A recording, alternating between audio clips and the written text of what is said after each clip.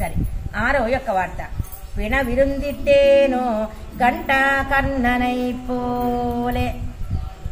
ఘంటాకర్ణుడని ఒక భక్తుడు, శివ భక్తుడు. ఆయనకి ఘంటాకర్ణుడికి చెవులకి గంటలు ఉంటాయి. నారాయణ అంటే ఎవరు? ఆ చెవులు పడకూడదు మాట. నారాయణ ఎవరన్నా అనుకో చెవులు పడకూడదు, ఆ గంట మోగుతూ ఉంటుంది మాట. అంత శివభక్తుడు ఆయన. విశ్వం విష్ణు షట్కారో భూత భవ్యభవత్ ప్రభు అంటూ నారాయణ నామం ఎవ్వరు చెవిన పడకూడదని అట్లా గంటలు కట్టుకున్నాడు ఘంటాకర్ణుడు అనే ఆయన. ఒక శివపెరుమాన్ యొక్క భక్తుడు, శివుడి యొక్క భక్తుడు. శివపెరుమాన్ తర్వాత దిద్దుబాటు అయిన తర్వాత బదరికాశ్రమంలో ఉన్నాడు.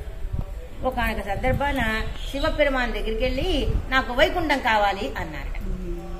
ఆయన అన్నారట, నేను ఇవ్వలేదు కానీ ఇచ్చేవాడిని చూపిస్తా అన్నారట. లోకంలో ఒక శ్లోకం, ఆరోగ్యం భాస్కరాదిచ్చే. ఆరోగ్యం రావాలంటే సూర్యుని ఆరాధించాలి.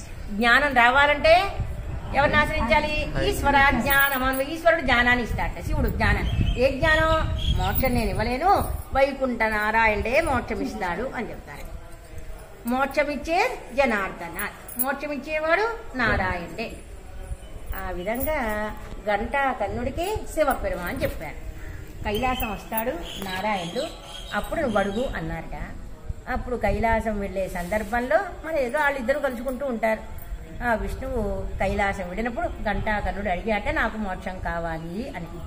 అప్పుడు స్వామి మోక్షం ఇచ్చాడట, వైకుంఠాన్ని. ఆ విధంగా ఘంటాకర్ణుడి వరే నాన్న కావాలనుకున్నాను, మోక్షం కావాలనుకున్నా. ఇప్పుడు ఘంటాకర్ణుడు విష్ణు భక్తుడు అయిపోయాడు మాట. ఇచ్చేవాడిని చూపించాడు. శివుడు ఏం చేస్తాడు? జ్ఞానం ఇస్తాడు. ఏంటా జ్ఞానం? నారాయణుడే మోక్ష ప్రదాత అన్న జ్ఞానం ఇస్తాడు మాట. అప్పుడు ఆయన ఎంత అందంగా ఉన్నట్ట. పూల నీల్ పొడిమూకుం తామరై కన్నుం కనువాయం నీలమేనియం నాన్గుజోళం. ఎంత అద్భుతంగా ఉన్నాడు మన ఆదినాథ పెరుమాళ్ వలె అత్యద్భుతంగా ఉన్నారు. మన తిరుక్కోళూరు